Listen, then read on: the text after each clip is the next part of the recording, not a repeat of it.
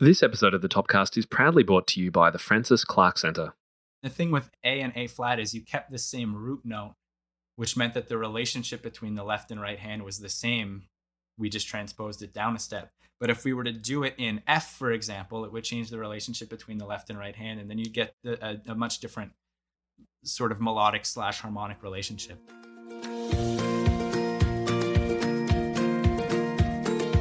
Welcome back to the Topcast, teachers. It's Tim Topham here, and I'm delighted that you've decided to hang out with us for a little bit of time today, and you won't be disappointed. We've got a great show lined up for you. In today's episode, you're going to hear me put under the pressure of doing some sight reading live, some rhythmic exercises, some melodic exercises, and some that combine both in one. And we're going to be unpacking a brand new series that's available on the Top Music Marketplace by Nathan Petitpas. He's a Canadian percussionist who's created this resource, and I think you're going to be pretty blown away with how versatile what he's created actually is. Now, I did want to mention that today we're actually going through some exercises from his books, and we've compiled them into just a one-page download that you can grab from our site. There's no opt-ins or anything like that. Just head to our show notes page for this episode, and that's topmusic.co/episode 216. And you can download the PDF of examples that we're using in this episode and actually try them out yourself. And I challenged my Facebook group members to do exactly this, because there's one particular activity, which you'll hear in this episode, that I did struggle with. It was an advanced metronome technique, and I'd love for you to try it out yourself. So grab the musical download.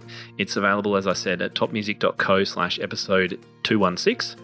And then come and share your experience with Nathan, who's also in our free Top Music Teaching Facebook group. If you haven't already signed up to that, the link's in the show notes, or just search for it when you're next on Facebook. It's a super fun group that we've just started building now, so we're just getting things off the ground.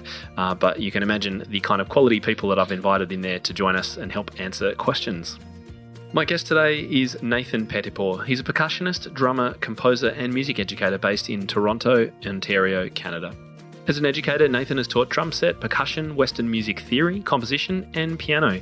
He currently teaches private drum set and music theory lessons in his private studio, as well as theory and percussion through the Regent Park School of Music in Toronto. Nathan holds a Bachelor of Music degree from Acadia University and a Master of Music degree from the University of Toronto, both with a concentration in percussion performance. Welcome to the show, Nathan Petitpas. Yeah, great. Thanks for having me. It's great to be here.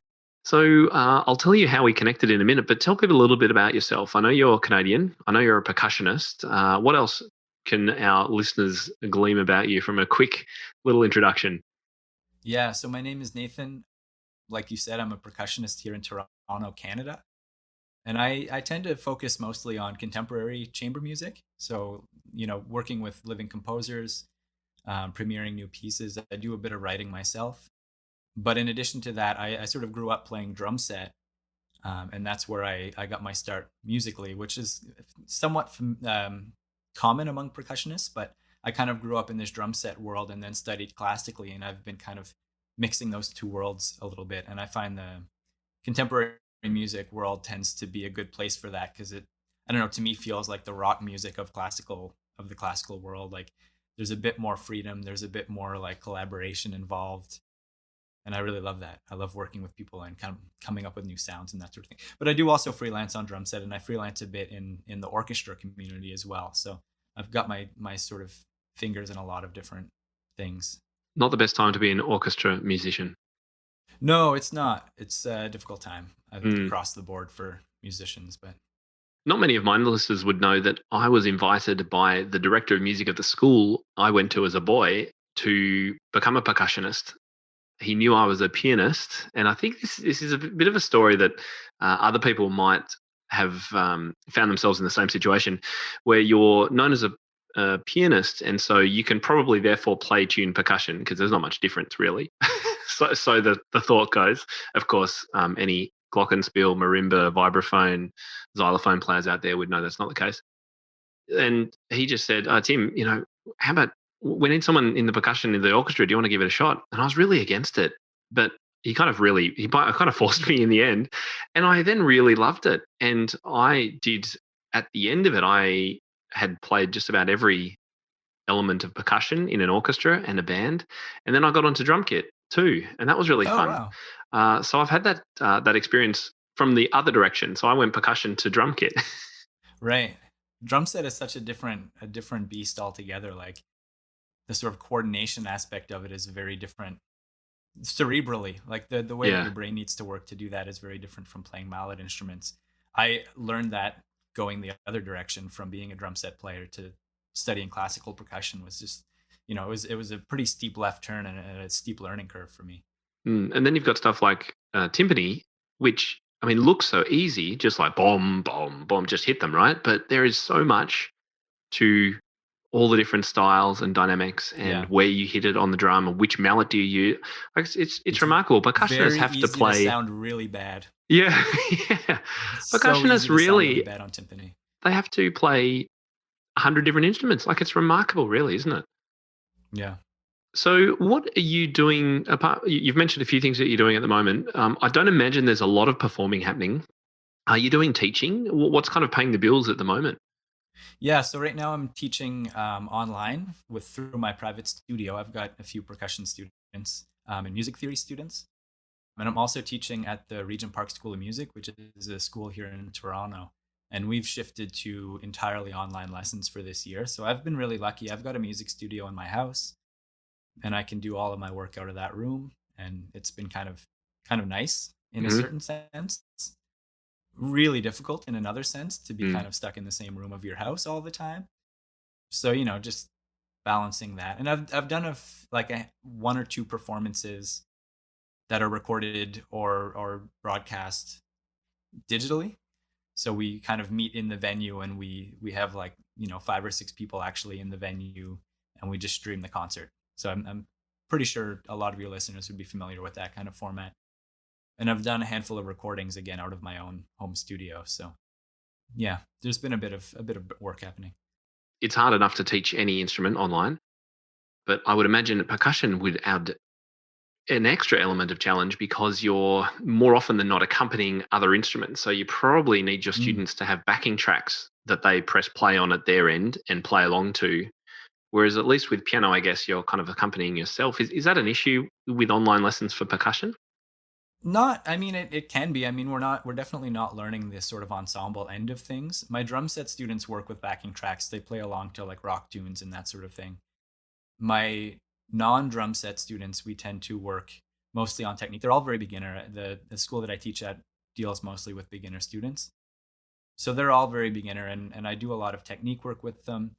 And I tend to write little etudes for them so that they've got like a piece that feels like a piece. It feels like it has a form and a structure and makes some kind of musical sense, so that we're not just sitting there doing paradiddles all day long. Like, I think they would lose interest very quickly if we did just that. So I'm trying to write little etudes and that sort of thing based on what we're working on. That sounds good. And then today we're going to be talking about something else that you've written called Dots and Beams, which you're going to explain a little bit later. But I want to tell you how, or tell our listeners how I came to be having this interview with you. And that's through our mutual friend, Liz Craig. Actually, she was an attendee at one of your workshops, I believe. And I just want to read out what she wrote to me that made me want to do this. So she said, I'm writing because I was in a workshop yesterday with our local Teachers Association, and we had Nathan Petitpas from Dots and Beams present his resource for sight reading. It really is something I think you'd be interested in. He created from the ground up a step-by-step resource which separates pitch and rhythm initially and then puts them together. Also, the ways you can use this versatile resource are endless. She should be on your marketing team, I think. He had me do exercises like harmonizing with 1, 4, and 5, playing chords with random root notes, all kinds of mental exercises like transposing or playing in a different mode. I can tell teachers are like starting to freak out now if they were put under this kind of pressure. The more he showed us teachers, the more I realized this would be a great topic for your podcast and also a great resource for your marketplace. So hence we're together today. Tell us about this resource that had Liz so inspired. Yeah, so it's a series of books that I wrote over the course of the last, I guess, 2.5 years or so. It's a series of 6 books, and they're available as ebooks as well as print copies. So you can kind of get, a digital version for this digital online world, or you can have a print copy if you want that sort of tangible, tactile experience of it. And they're kind of a weird thing to explain. Like I was kind of telling you about this a few minutes ago. Like they're sort of a structured sight reading program. I mean, I don't want to call it a curriculum because it's like the whole point of it is that it's kind of anti-curriculum, but it's sort of a structured sight reading program that breaks rhythm down into all of like the different ways that we can group 8th and 16th notes together. And then it looks at pitch separately from rhythm. So pitch on the staff, above the staff, below the staff in various amounts of ledger lines, and chromatic and diatonic, so that you can use sort of different key signatures and work with it that way. And then there's 2 books that put those together. So you've got pitches in the context of the same rhythmic structure that you had. And like I describe them as sort of the sort of short form way to describe them is that they're sight reading books, but they're specifically designed to sort of leave the door open to use them with many different kinds of exercise and for many different learning goals across all instruments. So they're not instrument specific. They break rhythm down in like this very systematic way that I've kind of put together that hopefully makes logical sense to the people who use it. Yeah, so they're kind of like open-ended to be used with many different things. Like sight reading it is the first thing that you would do with it, because you need to know how to read the music in order to get any of the other value out of the books. But it's kind of like the foundation, and then from there you can build tons of different exercises on top. Well, you've promised me that the best way to understand how it works and why it's different, which was one of my big questions, is, there's so many sight reading resources out there. Why would you create another one? But you've said, no, this is actually different. And the best way to find out how and what it's like is to put me on the spot and run me through some exercises. So are you happy? Is this a good time to do that? Sure. So I'll give you sort of a bit of a breakdown on what makes it different from the other books, so that you can kind of get a sense of how these different exercises are made possible. So the thing when you buy like a sight reading collection generally is what you get is a book of easy compositions for your instrument, right? So if you've got like grade 1 piano sight reading, it's going to be a series of very easy compositions for the piano. And the thing about sight reading is that it's sort of a one-time use kind of thing. Like by definition, sight reading is the first time you set your eyes on the music and play it, that's the sight read. And then any time beyond that you're using it, you're no longer sight reading, you're actually just learning an easy piece of music, which has value. I mean, I'm not trying to sort of say that that's a useless exercise. Like that's literally why we're doing music lessons, is to learn pieces of music, but it's no longer an exercise in sight reading at that point, right? You're learning music. So what I've done, instead of taking the approach of giving you a bunch of different compositions that are one-time use, I've sort of broken down the structure of it and randomized it / gamified it in such a way that it doesn't conform in any standard way to melodies that you would hear in a piece of music, but it resembles it closely enough that it can be flexible and move through different sort of tonal areas and that sort of thing. So when it comes to the pitch materials, the pitch materials on their own are sort of randomly chosen notes with no rhythm values. There's no stems. It's just note heads on a staff from various ranges. So I've got notes on the staff, and then I gradually have increasing ledger lines above and increasing ledger lines below, up to 5 ledger lines above the treble staff and 4 ledger lines below the bass staff and that sort of thing. So it's quite a wide range to really focus in on just reading the notes. Those ones have exercises that are diatonic with no sharps or flats, and exercises that are chromatic where you're forced to read sharp and flat notes, right? So then you can kind of have that choice. And the neat thing about the pitch only series is that all of the diatonic exercises leave a space at the beginning of each staff where you can put any key signature at all. So because these don't conform to any particular melodic or harmonic shape, that means that they're neutral and they can move into any key signature. So you can put any of the 15 key signatures, and yes, 15, not 12, right? Because there are 7 sharp keys, 7 flat keys, and the one in the middle. Oh, yeah, okay. Right? The enharmonic ones kind of do double duty. But reading, for example, in F sharp major and reading in G flat major are very different experiences. It's really different, yeah. Reading it, you know what I mean? Because all of a sudden the G's are flat, and even what notes you're pressing on the piano look different on the page. So all 15 different key signatures can be applied to all of these diatonic exercises and really open the door for the different ways that you can use it. You can use each exercise dozens of times at that point, right? And that's before you even get into some of the more involved exercises. The rhythm only exercises, what they do is I've taken all of the different ways that you can group 8th and 16th notes within the beat. So the rhythm only books have exercises in 6 time signatures. So 2/4, 3/4, 4/4, 6/8, 9/8, and 12/8. 6 different time signatures, 3 compound and 3 simple meters. And within that, I've taken all of the ways that you can group 8th and 16th notes within each beat. So in simple time, it's within the quarter note, and in compound time, it's within the dotted quarter note. Written out all of the different ways that you can group those 16th notes within the beat, put them in order of what I perceive to be their conceptual difficulty, not necessarily their technical difficulty, but the conceptual difficulty from a student standpoint. And then each chapter adds new groupings to it. So if you start at the very beginning at the easiest difficulty level, you're reading only quarter notes, quarter rests, half notes, and whole notes, and that's it. The next difficulty level up adds just the group of 2 eighth notes, right? So all of the other values are still there, but we're adding this new grouping. So now it's sort of a cumulative approach.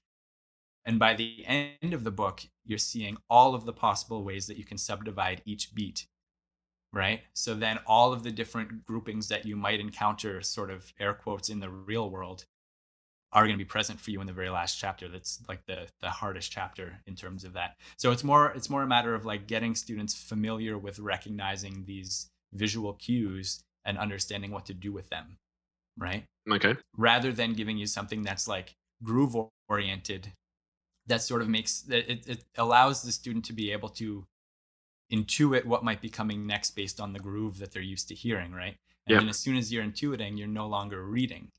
I got it.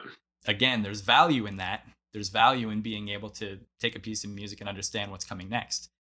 But that takes it out of the realm of reading. You're no longer reading, then you're using musical intuition, which again, very valuable skill to have. So I wanted to make it something that you absolutely had to be reading and understanding. So there's a lot of randomness involved, but randomness within a framework that allows me to manipulate and control the difficulty level in what I hope is a structured way. Okay. Pitch and Rhythm series just combines the two. Okay.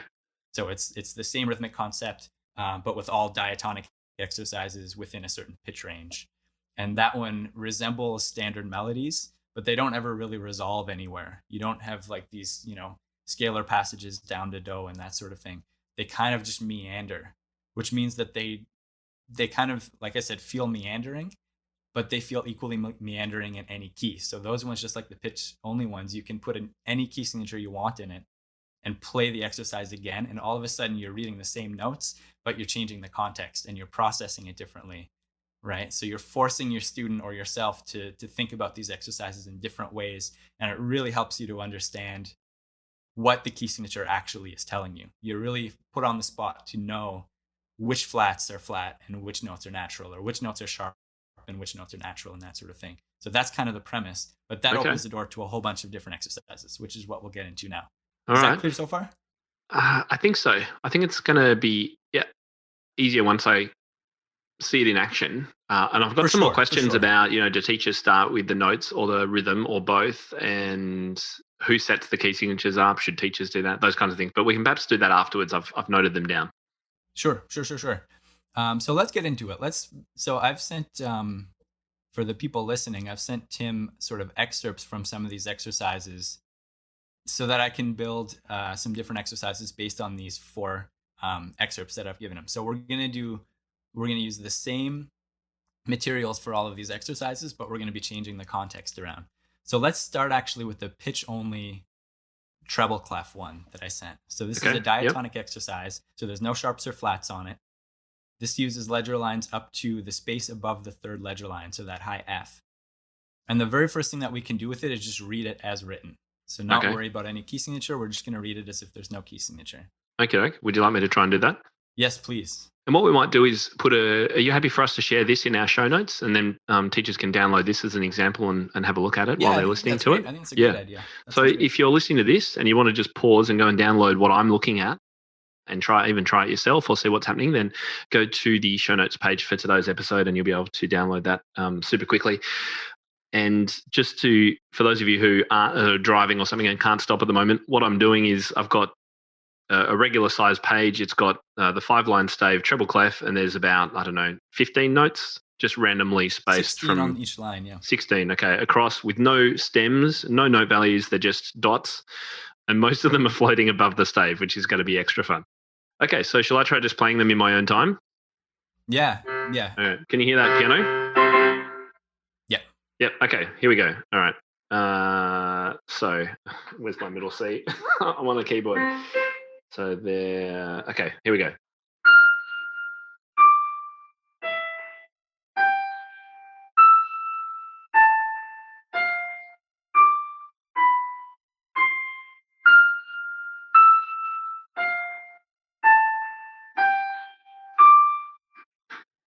I think I got them right. Yeah, I think so. So that's with no key signature, as if you're playing it in C major, Right. even though it doesn't conform in any melodic or harmonic way to C major, right? Yep. So one of the easy ways that we can adjust this is just do it in a different major key. So, if you're doing this with your students, you might put all of the major keys that your students are working on into a hat and just draw one out. So let's say you drew out A flat major and play the same thing in A flat major. Okay, so I now redo this in A flat major. Yeah. All right, here we go.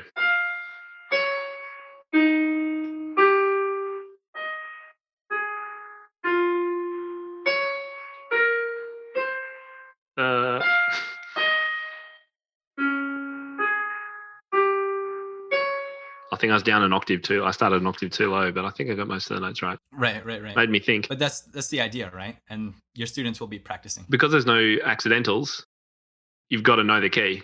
That's what that... Exactly. Yeah. You've got to know exactly what it is. Yeah. So then you can get into like higher order sharps. Like we don't have to play through all of the major keys or anything, but you could do it in B major or F sharp major or C flat major. And then each time that you read it, glad you didn't give me that one. Context of the entire exercise changes, right? Because you have to reprocess what each of those notes are actually going to look like on your instrument. Even though you're reading the same notes, you're changing the way that you're thinking about it. Challenge for the teacher is actually keep up and make sure that they are playing the right or wrong notes if they're doing this in a lesson. Absolutely.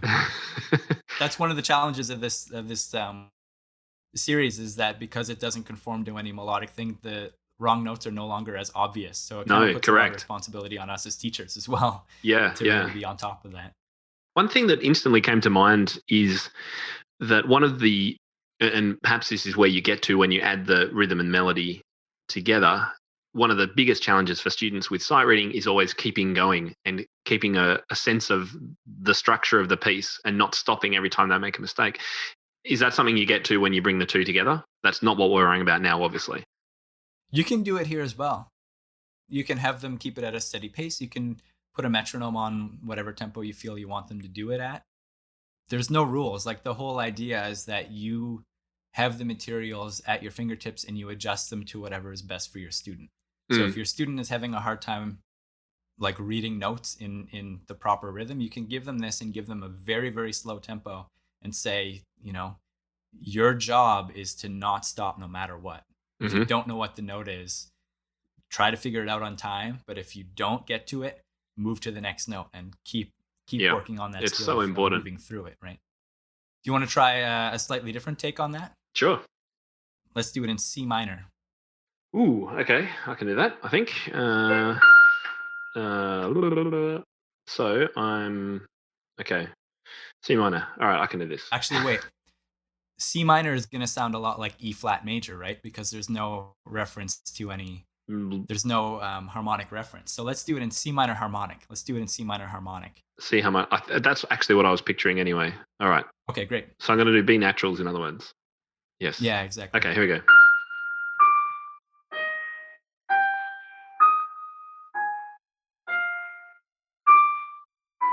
There's a B natural. There it is.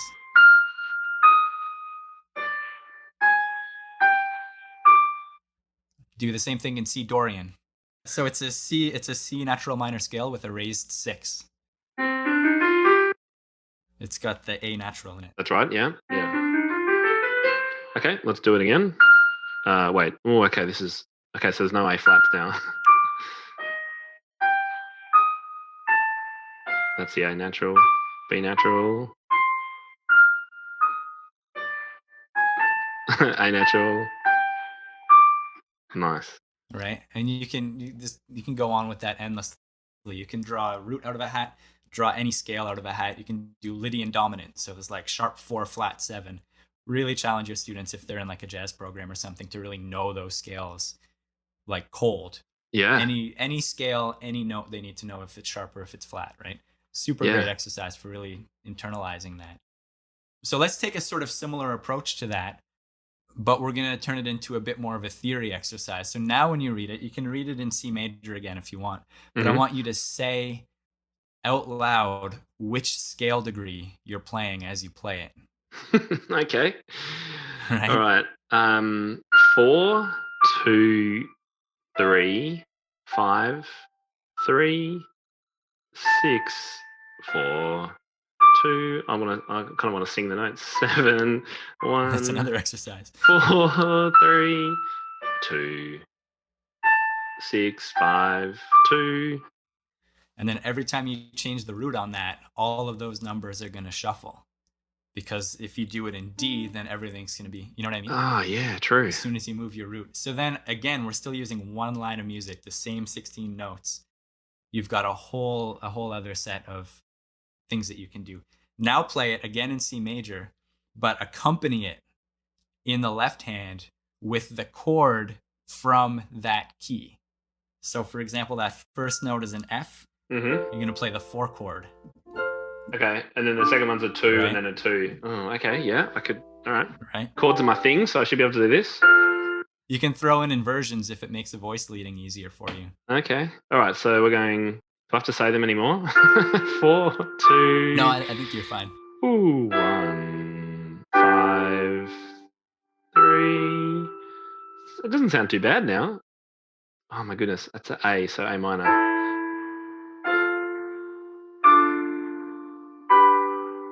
Is that right? No, that's not right. B diminished. Ooh.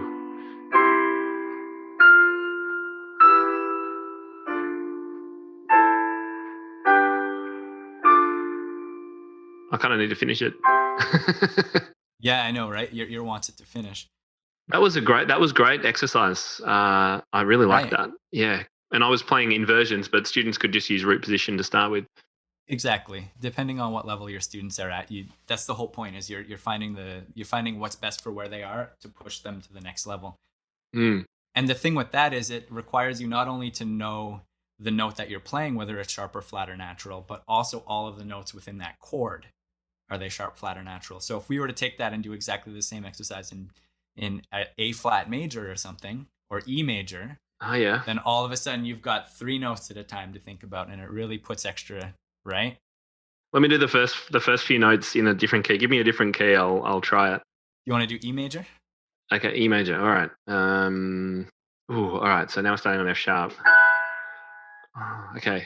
And it's F sharp minor on that, right? Is that what you did? So note F sharp. Oh, F sharp. Yeah, sorry, you're right. Okay. And then the next note's D sharp. Okay. Oh, this is hard. And that's going to be the diminished, isn't it? Mm-hmm. Oh, God. Oh, this is hard. Oh, no, this one's easy because that's an E.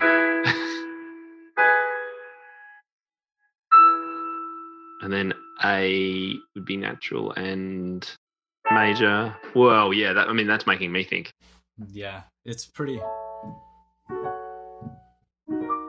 Oops. Yeah, that's a real challenge. Right? It really throws you for a loop. It's not easy, for sure. So then again, like every time you change that key, it changes the context of the whole exercise. We're still using those same 16 notes. And we went from, oh, this is an easy sight read to, okay, give me a minute. Yeah, that's right. Then shift it again, combine those exercises, do that, but in Dorian or something. I can see the value too, because if a student is just only knows C major, A minor, and F major, then just use those keys. I mean, we're going to some kind of more challenging keys, but start simple. Great for their chord knowledge, great for inversion knowledge, great for scale degrees. If they're doing theory work and they need to know what that means and how to number things, I can see the value. Absolutely. And we're still on this first exercise, everyone. Still on this first exercise. I'm going to give you one more with this exercise, and then we're going to move on. So the thing with the diatonic scale is that, let's take a major scale, for example. Can you hear my piano? Yeah, you can go a bit louder, actually. So take a major scale. Any of those notes within the major scale fall into either the 1 chord, the 4 chord, or the 5 chord, right? So the 1 is in the 1 chord. It's also in the 4 chord, right? The 2 is in the 5 chord. 3 is in the 1 chord. 4 is in the 4 chord. 5 is in the 5 chord, but also in the 1 chord. 6 is in the 4 chord. 7 is in the 5 chord. And then you're back to the 1, right? Okay, yep. So now read the same exercise in C major, but for every note in the upper hand, I want you to accompany it with either the 1, the 4, or the 5 chord in the left hand. Okay. So the exercise of this is helping you internalize your 1, 4, and 5 chords in all of your keys, and also be able to know when you play a note, which of those 4 chords will accompany it appropriately. All right. So first note's F, so F chord. Now, instead of D minor here, I've got to use G. Exactly. And then that's the idea. The next note's E, so I'm going to use a C major chord. And then G is G chord. E will be C. And then I've got an A now, so it's an F chord. And then we've got F. D will be in G. B is in G. So I might just stop there, but yeah, great. Yeah, that's fine. But again, as you go through all of the different keys, all of that changes, and you're reprocessing it again. Still on the same exercise. Let's move to the chromatic one. Do you want to give the chromatic one a read? Sure. So this is again so pitch left only. hand now. We've moved to the bass clef. Yeah, exactly. And now these are chromatic. Okay, let's give it a shot. So here we go.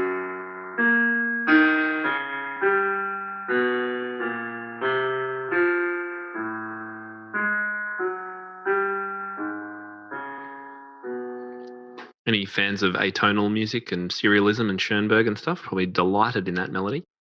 I deliberately put some serial elements into it because I wanted each letter name, like each note position within the range, to be represented on each line.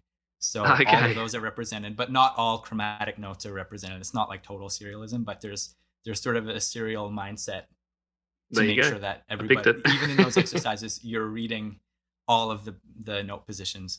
So take that exact same exercise, and I want you to play it, but I want you to play above each note. I want you to play the major chord with the root of the bottom note.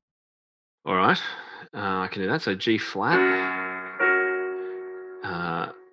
A sharp, which is what am I doing? I'm thinking an A sharp, but I don't normally play an A sharp major chord. It's a B flat major chord, of course. E flat, D flat, G, B. I'm doing majors, aren't I? Yeah. Major. Here's the A sharp again down the octave. So B flat. I got to think of C, F. Okay, yeah, get the idea of that one. Right. So the point of that is you're having your students internalize chord qualities separate from the keys that they're involved in. You want them to know all of their major chords. So breaking it out of the key forces them to have to know all of the notes that fit into those chords. They can't just rely on them in B flat major, and it's a B flat chord, so I'll just use the notes in a B flat major scale. All of a sudden we're moving around. They've got to know them. It's got to be in there, right? You can do the same with any chord quality. You can do it with minor chords. You can do it with, your dominant seventh chords. You can do it with your flat 9, flat 13 chords. Like, you can get to all of these places that are really challenging, or you can start super simple. You could start as simple as, I want you to play the given note and a perfect fifth above it, right? If you want your students to work on intervals that way, that's something that you could do. I'm not going to make you start playing through all of those. It's going to start getting a bit tedious. But another thing that you can do is you can take that exact same exercise and just literally flip it. So all of the notes given now, treat those as the third of a major chord, and above it, play that major chord where that bottom note is the third.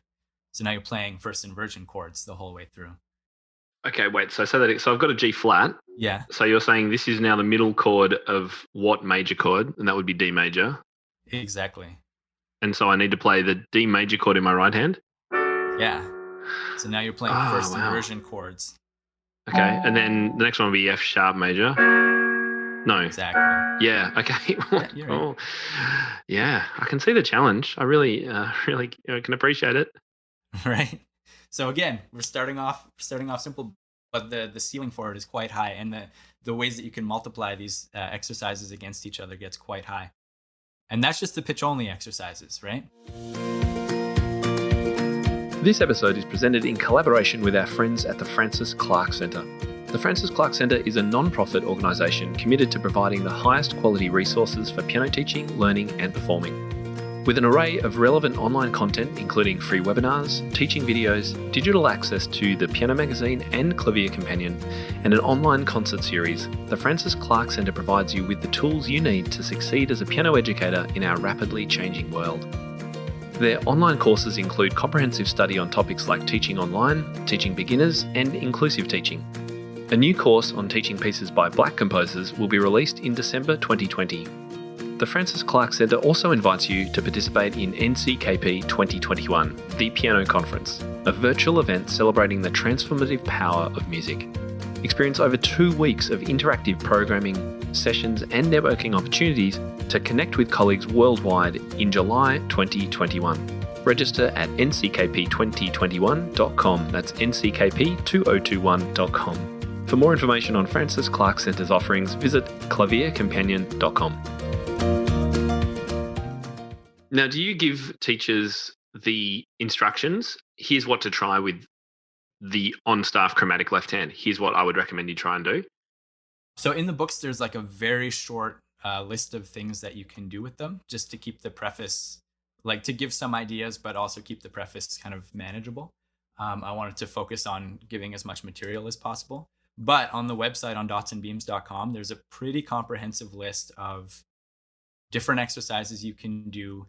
It's organized so that you can see by color which types of book is like the pitch only books, the pitch and rhythm, or the rhythm only books apply to that exercise. It tells you the learning goal that you're aiming for, and it gives a detailed description of how to do the exercise. So Fantastic. If you find that list on dotsandbeams.com, you can scroll through and look for whatever learning goal it is that you happen to be working on with your students, and then see whatever exercises there are available and what resource you could use for that. Oh, that's great, because that makes the exercise much more relevant, because then you're actually, instead of just choosing an exercise and going, oh, that's probably a cool thing for them to know, you're actually going, no, here's what they need to know. There's the intention. I want them to be able to do X. What exercise of Nathan's could I use? Right. And that list, like I'm totally open to expanding that list. That's all exercises that I came up with just on my own through messing around with the materials and kind of thinking about it. But I'm a percussionist. I play a little bit of piano. Yeah, I can imagine lots more teachers using it can come up with other things. Exactly, right? I don't know what works well. Yeah. Exactly. Well, the ones you've picked are pretty good so far. I gave it to a guitarist one time, and he said, "Oh, this is great. I can have them read it in all of the positions on the fretboard." And that was something that's like it would never have dawned on me that was an exercise that a guitarist would really need to do, but obviously it is. So, that's like I'm totally open to people emailing and messaging me different suggestions for different exercises, because I'm speaking only from my experience, and it's a very limited experience. So, Very cool. All right. Should we go on to one of the rhythm ones? Yeah, let's please. I must say, I look at this and I shudder a little bit. It's going to make me think a little bit, this exercise. Okay. Download it. If you haven't already downloaded it, go and grab it from the show notes page and see what you think. Okay. This is difficulty level 7 out of 10. So it has almost I feel better now. Possible. Yeah, it has almost all of the possible groupings of 16th and 8th notes within the beat. Exercise that we're looking at is in 3/4 time, so it's a simple meter. So the beat is the quarter note, and it's almost all of the different ways you can group it. Level 9 actually has all of them, and level 10 takes out the easy ones. So level 9 is like the most variety, and level 10 just gets harder by omitting the easier bits. Okay. So first things first, just read through it. Do you mind doing that? Yeah. Do you want me to clap or tap on something? Whatever you feel comfortable with, or whatever sounds best on the. Is that like that okay? Is that going to be annoying? Yeah, I can hear that. That'll be okay? All right. So we're in 3/4. Okay, so 1, 2, 3. And I go. It sounds great. Okay. A bit nervous playing tapping a rhythm in front of a percussionist. Oh, don't. made a career on playing rhythms wrong and making it look like they were right. Is that what all percussionists do? No, of course not. And I try to avoid that at all costs, but sometimes you can't avoid it. It depends if you're playing the crash cymbals or the triangle. Yeah, those are ones you kind of have to get right. People notice. Yeah, so first of all, just reading it is as an exercise in reading and understanding and playing rhythms and playing them in the proper tempo, and like in a steady tempo. The books, like I said earlier, have exercises in 6 different time signatures. So just working through it on its own as a reading exercise is great for focusing on understanding time signatures and what compound meter is versus simple meter. And they're all very graduated. So you can start at level 1 and work all the way up to level 10 with your students. And all of these exercises are full page exercises. So there's tons and tons and tons of material. I mean, we're only hearing 2 lines of each one, but there's tons of material. So yeah, just reading it is the first exercise. Next thing is playing it with a metronome. So we can get I don't know if you've got a metronome handy. Oh, yeah, I do. Hang on a sec.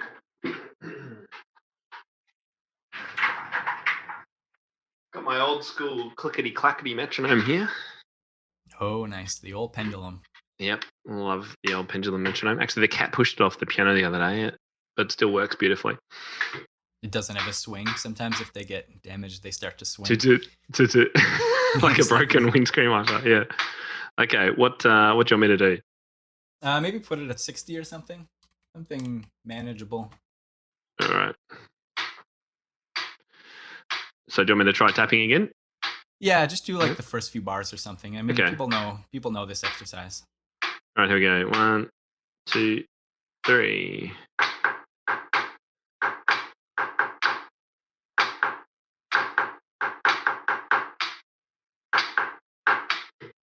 think that was right. Yeah. So people know that one. I mean, we don't need much demonstration on that one. But the next thing is turn the metronome on again. Mm-hmm. But this time, each click, instead of being the quarter note beats, is going to represent the off beats.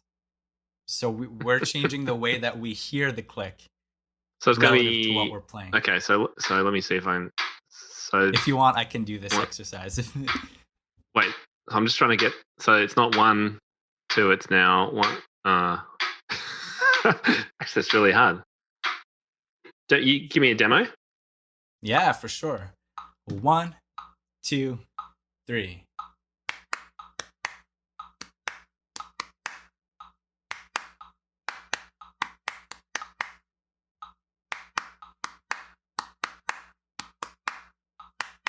Right? That's the first line of it. Okay, hang on. 1, 2, 3. No, I'm back on the beat. Oh, that's tricky. 1, 2, 3. 1. Done. I would have to really practice that. Why am I finding it so hard, or is that quite normal? That's quite normal. I think everybody who I've ever asked to do that has been like, oh no, oh. I could get it when you were doing it. I got the groove. It's like someone clapping in beats 2 and 4. Exactly. But it's quite challenging. Try it out at home. Teachers, try it out and see what you think. For sure. Please do. Yeah. And this exercise is I find it to be a great chamber exercise. I find the skills that I learned doing this have served me very well in chamber music, because knowing that it's the offbeat and hearing it as the offbeat allows me to really be able to lock in what I'm meant to be playing. So if I know what the other people are playing, even if they kind of get a little bit wishy-washy, if I know what they're playing, I know how to lock it in, right? I want to try one more time. It's just annoying me. Wait. I gotta 1, 2, 3. Dun, dun, dun. No. 1, 2, 3. 1, 2, 3. Dun, dun, dun, dun, dun. Oh, I got it at the start. I was on it. You got the first bar, right? So that's the kind of thing I would recommend starting, even though like level 1 is going to feel a little bit ridiculous from like a reading and technical standpoint for you. The sort of contextual difficulty is very high with this particular exercise. So I would say take it back to level 1 or 2 and just get familiar with feeling it and hearing it that way. And then as you work through it, it'll make a bit more sense, right? I think we should create a bit of a challenge for teachers in the Top Music Teaching Facebook group. Maybe we'll get you in there. We'll get people to video themselves trying this for the first time. We'll see. We'll enjoy everyone's fails and then them trying to get it. I'm going to set something up. That sounds like fun. So metronome on the offbeat is just like the first of many, many, many metronome games that you can do with this kind of thing. So you can have the metronome on the offbeat or any of the 16th notes within the beat. 1, 2, 3.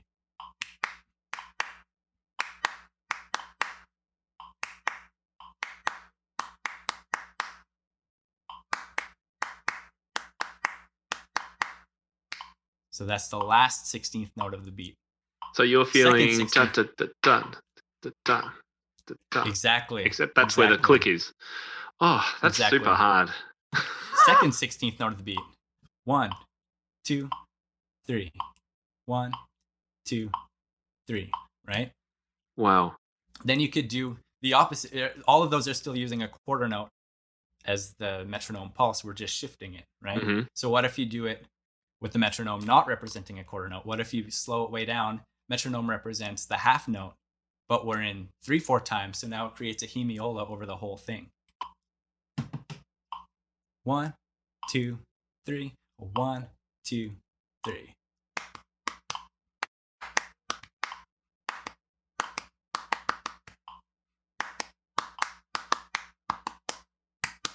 Right? Metronome represents a hemiola over the whole thing rather than just giving you all the beats. Because if you do it with the metronome giving you all the beats, the metronome's doing the work for you, right? This is putting the responsibility on you to know where all of these beats relate to the click. And to know whether or not you're rushing or dragging relative to it is all on you to know, right? Right. That's a great challenge options there. It gets worse. Oh, great! Yay! I'm glad you're not putting me on the spot doing these ones. No, I'm not for sure. I'm just throwing these out there just to get people thinking about this kind of thing. Sorry, Nathan.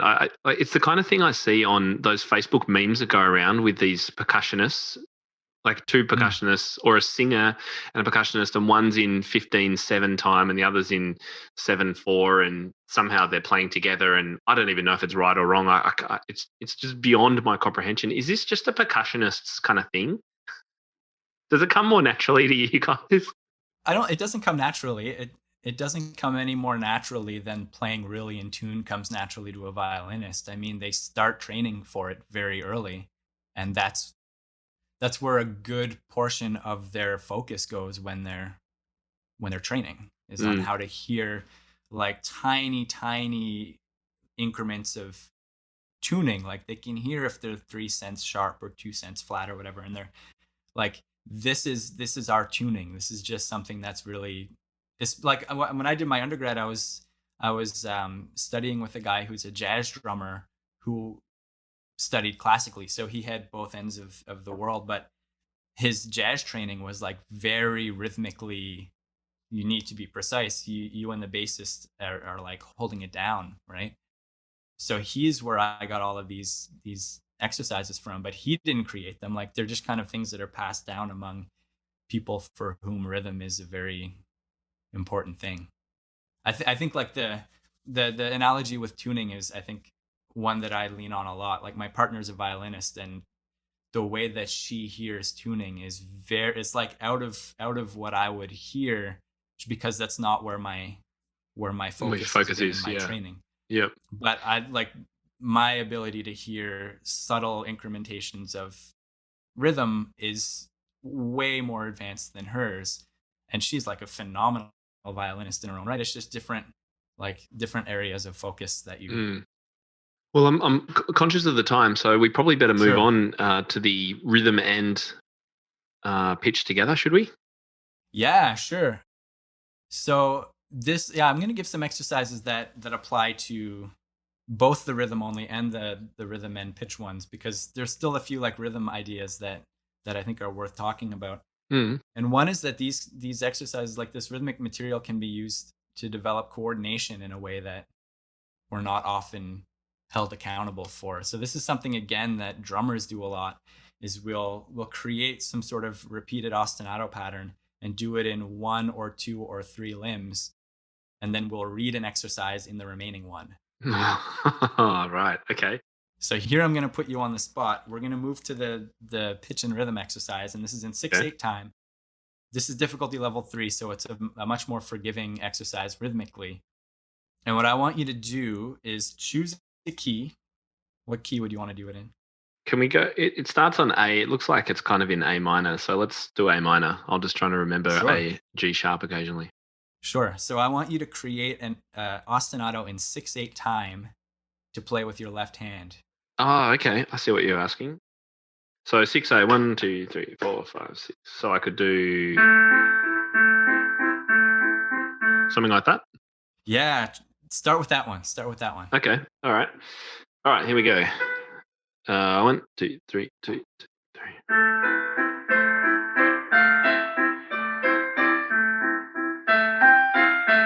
Oh.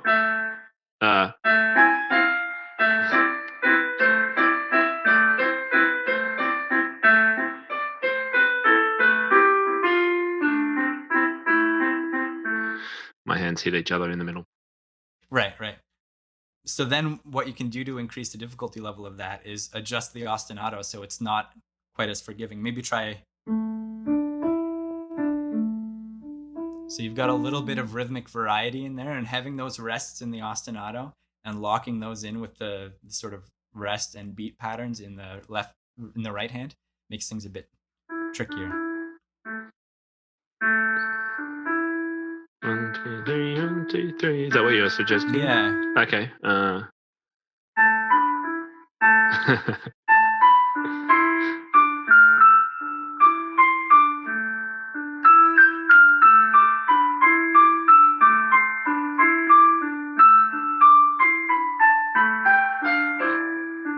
I forgot the G sharp, didn't I?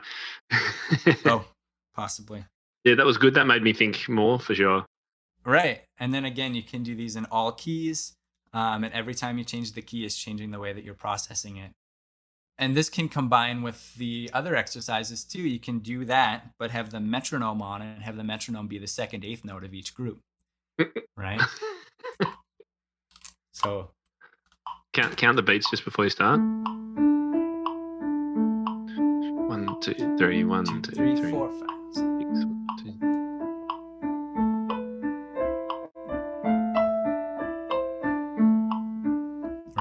Right. It's kind of groovy. Yeah. It would give you compositional ideas, actually. I hope so. Yeah. That's not one of the exercises I listed, but if you get inspired to write music, then definitely go for it. Yeah. And that's kind of the thing about it being, it doesn't strictly conform to any harmonic structure, but it kind of vaguely resembles a melody. So that's what I mean with the meandering is it kind of like floats around and it works equally as well, but also equally as awkwardly in any key that you put it in. You know, sometimes it just leaves it very unresolved. Like if you're playing this one in F, it'll end on the 7 and then you're like, well, yeah. not super resolved, but it still kind of works in its own awkward, meandering, bumbling sort of way, which is kind of charming, I think. Yeah, it kind of makes me want to take that exercise and try it in some other keys and hear how it sounds. I'm almost interested. Yeah, You've made me interested in what that would sound like. I'm going to try. Let's try it in another key. What if we went to our friend A flat? Yeah. Let's try that.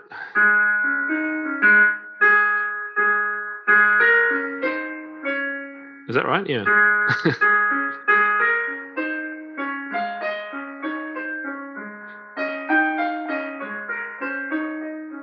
Oh, I'm out of time. Da, da, da, da, da.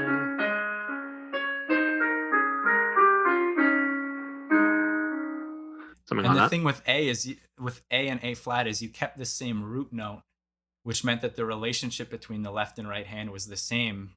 We just transposed it down a step. But if we were to do it in F, for example, it would change the relationship between the left and right hand, and then you get a much different sort of melodic / harmonic relationship. All right, let me try the start in F this time.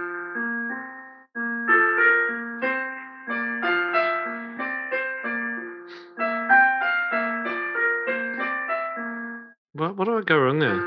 I think you're coming in an eighth note early. I'm coming in a bit too early or something, aren't I? It's an eighth note early on the second beat. Yeah. Nice. But that's the idea. It's quite that's a fun compositional exercise. Actually, I could really see value in that for just inspired composition. Right. Mm. Right. You could have your students write the next two lines of it. They get the idea here, and they've got to write a B phrase. Yeah, and I mean, this is. I mean, you could do. I mean, there are so many different things you could do stylistically in the left hand, or something. Actually, that wouldn't work so well in 6/8, but you could have them harmonize it. You could have them write the chords for the thing, right?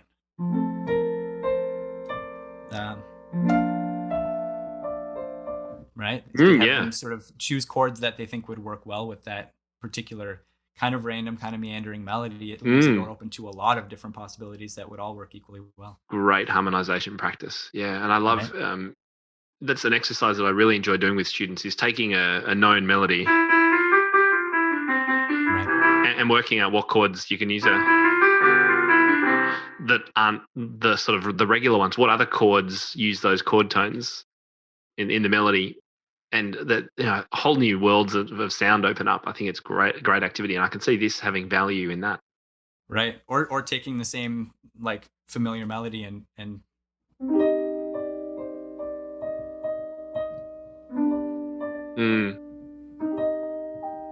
right. Yeah. Yep. Just kind of changing the key signature, changing the context of it, and getting something entirely different. Wow. Well, Nathan, you have. I wasn't too sure how things would go today and how this would be different, but this is seriously different to any other sight reading resource I've found. And so I'm really glad Liz has connected us, and thank you very much for coming on the show today. Before we wrap things up, you did mention that your books are available on the Top Music Marketplace, so thank you. That's a great place for people to be able to easily access them. We'll put links in the show notes, but just head to topmusicmarketplace.com, search for Dots and Beams, and you'll be able to find them very, very quickly and download them and use them straight away pretty much. On the show notes page, we'll have this one-page sheet that I've been working on in today's session with Nathan, so you can try those exercises out yourself, see how much better you are than me. But a couple of final questions. How do you see teachers incorporating this into a lesson? Is it like 5 minutes at the end, or something they do on a workshop weekend once a month with some other students? What's your vision for it? Yeah, that's a great question. And so the idea of it is that it's very open-ended, and it leaves a lot of the decision making up to the teacher, like whatever is best for that teacher in that particular lesson with that particular student. The sort of goal of it was to create a stack of resources so that any teacher at any time, if they needed a certain particular type of reading material, which I found myself in need of, and that's kind of why I created it, is because I've wanted this sort of like just reading material just to use for various purposes. But the idea is, if in a lesson they come up with some kind of exercise like, oh, you need to work on this, and here's a way that you could do it if only you had some reading material. My goal was to design this so that at any point they knew exactly where to find the exercise that works on their bookshelf within 30 seconds, because you don't want to waste 12 minutes of a 30-minute lesson looking for a specific book and a specific page of that book. I wanted it to be something that's like, oh, let's do this. It's here. Pull it out. It's on this chapter, because I know the difficulty levels and I know how it's all laid out and structured. It's a table of contents in each book, so you can find, like, I want ledger lines. Here's where the ledger lines are. So the goal is just to have this resource as like I need this right now for this particular exercise. So yeah, it can be fit into lesson plans however that works. With my students, I've used it as like a 5-minute warm up. So my drum set students, I'll have them reading rhythms out of the book, and I'll say, okay, I want you to, for every group of eighth notes, I want you to choose which drum you're going to hit it on. For every quarter note, I want you to choose which drum you're going to hit it on. Yeah. That'll change each time. So all the quarter notes are bass drums. All the eighth notes are going to be, hi-hat, and they're going to read the whole exercise that way, just as a warm-up, just to get their brains working, just to get their hands moving and their feet moving. But the sort of undercurrent of that is I'm subtly teaching them how to read music. I'm subtly teaching them sight reading skills of, we're just going to blast through this for 5 minutes. Don't stop. We'll just do it. we'll chat a little bit about it, and then we'll get into the next thing. But like, yeah, for me, it's been that. It's been just like using it as a warm up and always being able to have some exercises in the back of my mind that I can bring up and be like, well, let's try it this way to change the context and bring them just a little bit out of their comfort zone so that we're always moving just a little bit further. Hey, why don't I teach you the next difficulty level? And then you can use that. And maybe every day this week you can read 2 lines out of this chapter. Any page in that chapter is fair game. Just have fun with it. Read 2 lines. And it's just like building that sight reading gradually over time, but through like a game like approach, and through sort of a creative and exploratory approach rather than through a strict, you need to get to this level 8 by December because that's when your exam is. Like, I want it to be a bit more free and inspire some creativity in the student and in the teacher. So yeah, I use it as warm up, but teachers, I'd like if they had it as just like, I need this for this particular exercise. You're working on high notes, let's read the ledger line exercises. You're working on low notes, let's read the ledger line exercise. Like, just to have access to it so that they always know exactly where to pull that exercise from, if that makes any sense. Yeah, it does. And I can't wait to hear response from teachers listening to this when they start trying it out and seeing all the different ways it can be used. I really can see the potential, not only for, great challenge activities, but the potential for it engaging the mind in composition and improvisation without kids really knowing what's going on, or students not knowing what's going on. That's really cool. I can't wait to see what people make of it. So we're definitely I'm going to add a little clip of me trying to do that metronome thing to our Facebook group. If you're not already a member of the Facebook group, come and join us, Top Music Teaching, and let's record other people doing the challenge and just see how we all go. I think that'll be really fun. I could see great potential for this, Nathan, as it grows and becomes more popular, being quite a successful app that could listen, if you've probably thought of this, that could listen to the notes and actually, because I could tell you some of these challenges, if the student could do it better than me, that'd be great. But I don't know if I could keep up with some of those rhythmic challenges, but even some of the melodic challenges of just remembering what key we're in and all that kind of stuff. Mm-hmm. Is that a thought that you've got for the future?